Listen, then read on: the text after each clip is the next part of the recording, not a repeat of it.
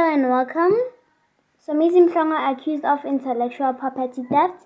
Somizi as well as the broadcaster Multichoice have been issued summons by the man who claims to have his intellectual property robbed from him when Mhlongo launched the popular dinner at Somizi's show. Please like, subscribe, and keep on watching. Like music, like anything, like acting, you can't act like somebody else. You know, do you the way you want to. Do you? Okay, ngiyanipakela manje. Asiphakela. Uphela futhi uthole part le engena position engena. Le outside.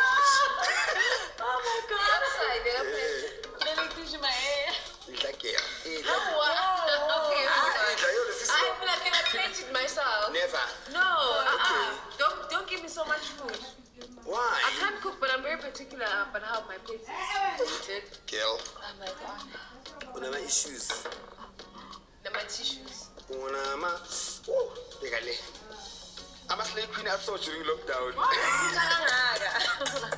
What does that even mean, Somizi? Our manicure is one. I'm a slave queen. I saw.